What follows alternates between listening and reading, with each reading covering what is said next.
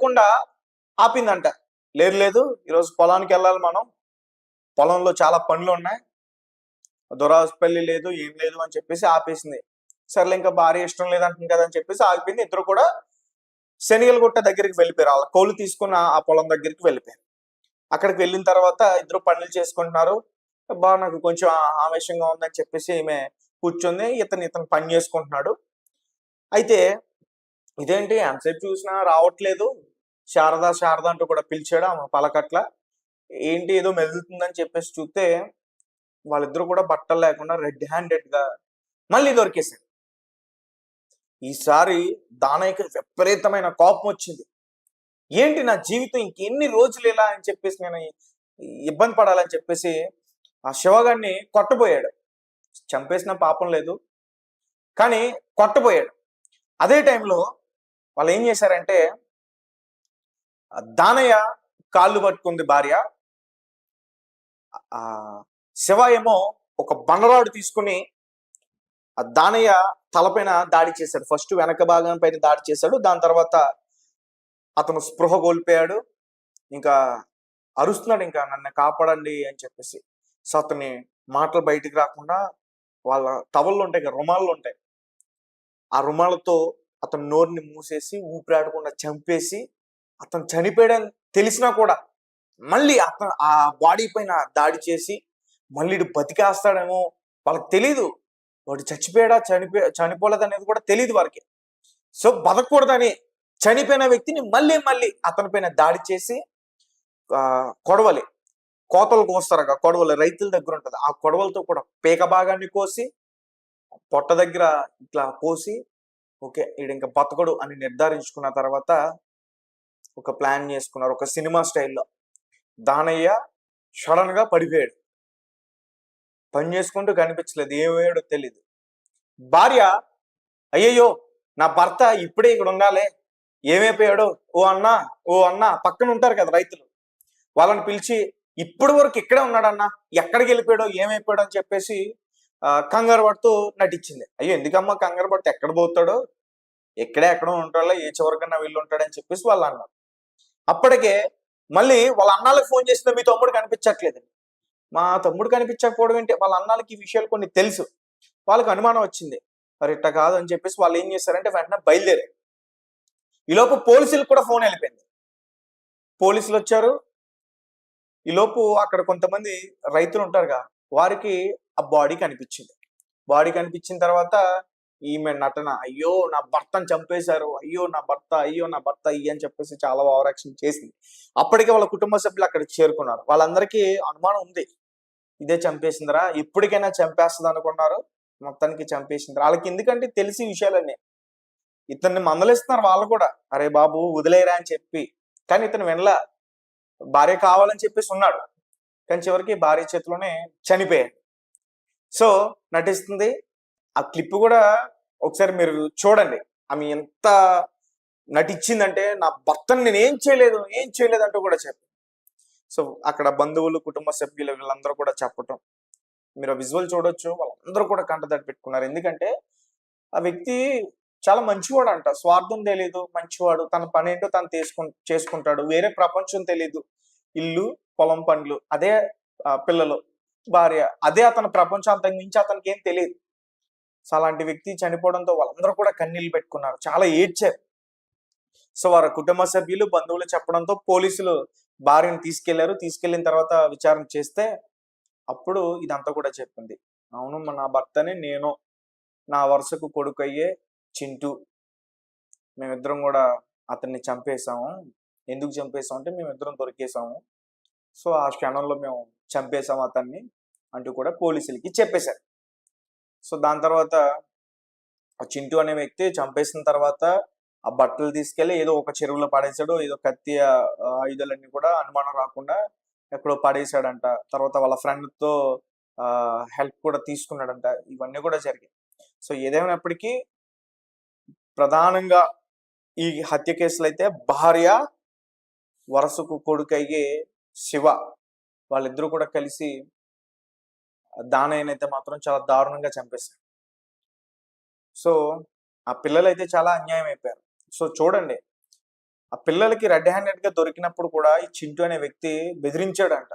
ఏయ్, నువ్వు మా గురించి చెప్తే నిన్ను ఖచ్చితంగా చంపేస్తాం. తల్లి ఆ చింటుగాడు బెదిరించారంట. పాపం చెప్పలా. నాన్నకి చెప్తే నాన్నేమో ఎవరికి చెప్పొద్దురా, మీకు పట్టించుకోకూడదు అట్లాంటివన్నీ కూడా చెప్పారు. సో చివరికి ఆ పిల్లలైతే వాళ్ళ తండ్రిని అయితే కోల్పోయారు. వాళ్ళ అమ్మని చాలా అసహించుకుంటున్నారు. అటు తల్లి చూస్తే జైలు పాలైంది, తండ్రి చూస్తే చనిపోయాడు. ఆ పిల్లలు రోడ్డు మీద పడ్డారు. మొదటి నుంచి దానయ్య ఏదైతే జరగకూడదు అనుకున్నాడో చివరికి అదే జరిగింది. భార్యని క్షమించడం అతను చేసిన తప్ప అంటూ కూడా చాలా మంది అక్కడ మాట్లాడుతున్నారు. సో చూద్దాం, పోలీసులు అయితే అరెస్ట్ చేసి రిమాండ్కి పంపించారు. అండ్ ఆ పిల్లలు అన్యాయం కాకుండా వారికి ఏదైనా చేయాలి, భూమో లేకపోతే ఇంకొకటో డబ్బు రూపంలోనే ఏదో ఒకటి చేయాలి అని చెప్పి ఆ ఊరి పెద్దలు కూడా నిర్ణయం తీసుకుని వారికి న్యాయం చేసే విధంగా ముందుకెళ్తారు. అండ్ ఈ ఇష్యూ పైన మీ కమెంట్స్ ఏంటి, మీరు ఎలా రియాక్ట్ అవుతారు? సో రిలేషన్స్ కి అసలు వాల్యూసే లేవు. ఎంత దరిద్రంగా సొసైటీ తయారైందంటే అక్క చెల్లెళ్ళు, అన్న తమ్ముళ్ళు, అన్న చెల్లెళ్ళు అన్ని రకాలుగా, నేను అందరి గురించి చెప్తున్నా, అంటే వరుసలు అన్ని కూడా మర్చి చాలా దారుణంగా ఒకరితోనొకరు ఇలాంటి సంబంధం పెట్టుకుని దొరికేస్తున్నారు. దానివల్ల కుటుంబాలన్నీ కూడా రోడ్డున పడిపోతున్నాయి. పిల్లలందరూ కూడా రోడ్డు మీద పడిపోతున్నారు, ఇటు భార్య వల్ల అటు భర్త వల్ల. సో వాళ్ళు వారి వారి ఆనందం కోసం, వారి సుఖం కోసం వేరే వాళ్ళతో ఇలాంటి పనులు చేస్తున్నప్పుడు ఆ ఎఫెక్ట్ అంతా ఎవరికంటే పిల్లల భవిష్యత్తు, పిల్లల జీవితం, వాళ్ళ బ్రతుకు వాళ్ళ మీద పడుతుంది. అయితే వాళ్ళు చనిపోతున్నారు, లేదంటే అనాథలుగా మారుతున్నారు, లేదంటే బతుకుంటే అడుక్కుని రోడ్ల మీద మనకు కనిపిస్తున్నారు. కేవలం పిల్లలే అన్యాయం అయిపోతున్నారు ఇలాంటి వారు. అండ్ ఒకసారి ఆలోచించి మీరైతే ఖచ్చితంగా నాకు కామెంట్ చేయండి, మీరు ఎలా రియాక్ట్ అవుతారు ఖచ్చితంగా తెలియపరచండి. Thank you so much. నమస్తే, నేను మీ తేజ. చౌటుప్పల్లో ఒక దారుణమైన ఘటన జరిగింది. భార్య భర్తని హతమార్చి చంపేసింది. ఎలా చంపిందో తెలిస్తే మీ అందరు కూడా షాక్ అవుతారు.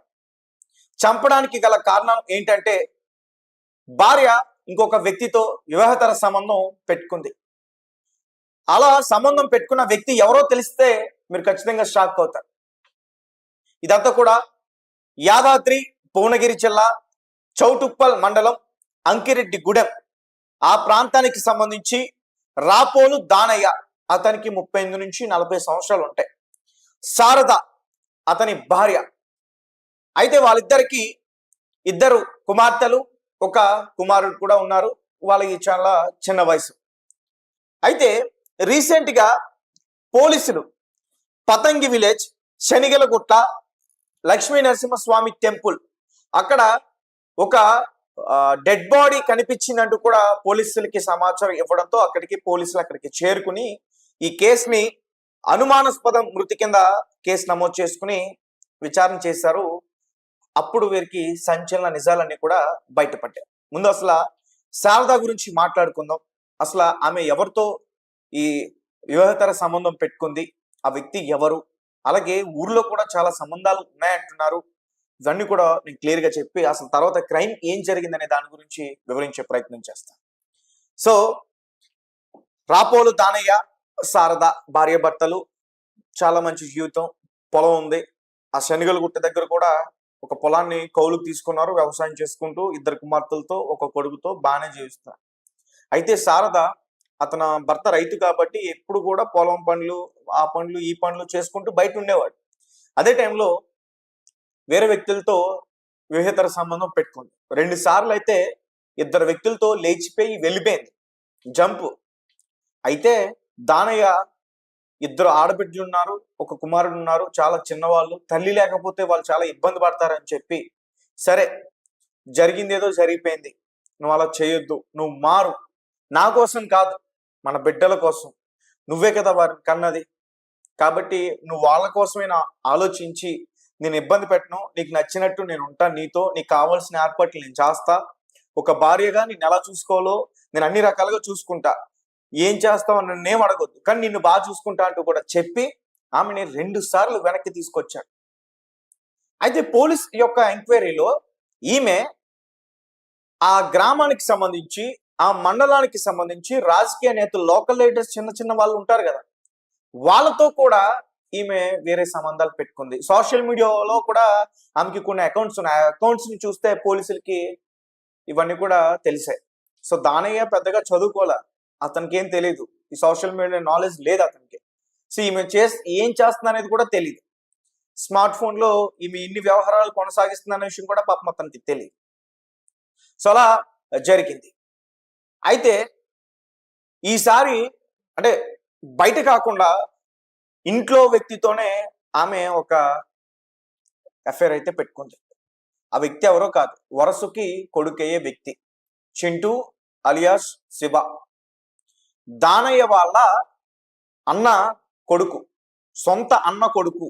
అంటే శారద శివకి పిన్ని వరుస అవుతుంది, చిన్నమ్మ అంటారుగా ఆ వరుస అవుతుంది. ఒక రకంగా చెప్పాలంటే తల్లితో సమానం.